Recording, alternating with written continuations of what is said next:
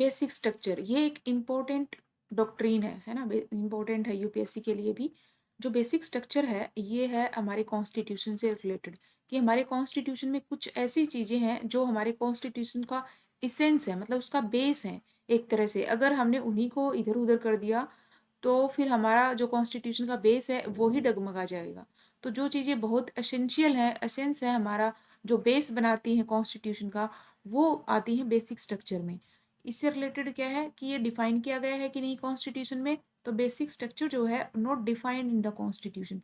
Constitution में इसकी कोई डेफिनेशन नहीं गिवन है कि ये पर्टिकुलर चीज़ कॉन्स्टिट्यूशन में है और इसे हम बेसिक स्ट्रक्चर का पार्ट मानेंगे या नहीं मानेंगे, तो ऐसा कोई डेफिनेशन नहीं है पर्टिकुलर, ठीक है। और ये कंसेप्ट आया कब था? स्टार्टिंग में तो ये था नहीं कि कॉन्स्टिट्यूशन जब बना इस टाइम पे ये कंसेप्ट था ही नहीं।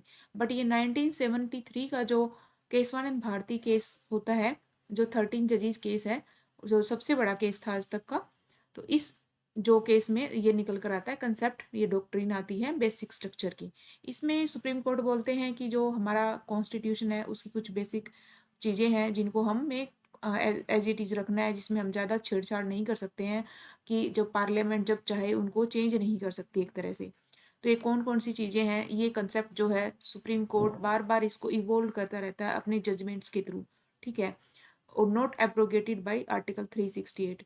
इसमें ये भी है कि जो बेसिक स्ट्रक्चर में जो चीज़ें आएँगी उसको हम अमेंड नहीं कर सकते। जो कॉन्स्टिट्यूशन अमेंडमेंट होता है आर्टिकल 368 के अंडर, उसके थ्रू हम कुछ चीज़ों को अमेंड कर सकते हैं। बट जो बेसिक स्ट्रक्चर का पार्ट है ना? उसको हम अमेंड नहीं कर सकते हैं। लेकिन ऑर्डिनरी लॉज़ बना सकते हैं। अगर बात है ऑर्डिनरी लॉज़ की कि हम ऑर्डिनरी लॉज़ बना सकते हैं कि नहीं, तो वो तो हमारे बन सकते हैं, है ना? लेकिन अमेंडमेंट नहीं हो सकता 368 के अंदर, आपको ये याद रखना है। और जो बेसिक स्ट्रक्चर है उसमें ऐसा तो कुछ नहीं है, लिखा हुआ नहीं है कि ये चीज़ें हैं ये, लेकिन जो वेरियस जजमेंट्स आई हैं सुप्रीम कोर्ट की थ्रू द टाइम, उसके अकॉर्डिंग कुछ बहुत सारी चीज़ों को बताया गया है कि ये पर्टिकुलर चीज़ बेसिक स्ट्रक्चर का पार्ट है या नहीं है, ठीक है। जैसे रिपब्लिक है, तो रिपब्लिक जो वर्ड है जो हमारे प्रेम्बल में भी दिया हुआ है क्लियरली, तो हमारा जो कंट्री है वो एक रिपब्लिक है। तो ये एक बेसिक स्ट्रक्चर है ना, ये चेंज नहीं हो सकता कि 368 के अंदर हम चेंज करें और इसको बदल दें। रिपब्लिक, हमारा जो कॉन्स्टिट्यूशन, जो हमारी कंट्री है वो एक रिपब्लिक ही रहेगी। डेमोक्रेटिक, हमारा जो पार्लियामेंट्री सिस्टम है वो डेमोक्रेटिक है, तो वो डेमोक्रेटिक ही रहेगा, हमारा कॉन्स्टिट्यूशन में लिखा हुआ है, ये एक बेसिक है, मतलब ये चेंज नहीं हो सकता। सुपरमेसी ऑफ कॉन्स्टिट्यूशन, हमारे कॉन्स्टिट्यूशन में लिखा हुआ है कि हमारा जो कॉन्स्टिट्यूशन है वही सुप्रीम है, वही सबसे बड़ा है। ये भी एक बेसिक स्ट्रक्चर है, मतलब सुप्रीम रहेगा कॉन्स्टिट्यूशन। कल ऐसा नहीं है कि पार्लियामेंट सुप्रीम हो जाएगी, है ना। दूसरा, सेकुलर करेक्टर है हमारा, जैसे है ना सेकुलर करेक्टर है, ये भी बेसिक स्ट्रक्चर का पार्ट है। फिर जो डीपीएसपी होते हैं, है ना, और फंडामेंटल राइट होते हैं, इनके बीच में बैलेंस बनाए रखना, ये बेसिक स्ट्रक्चर है।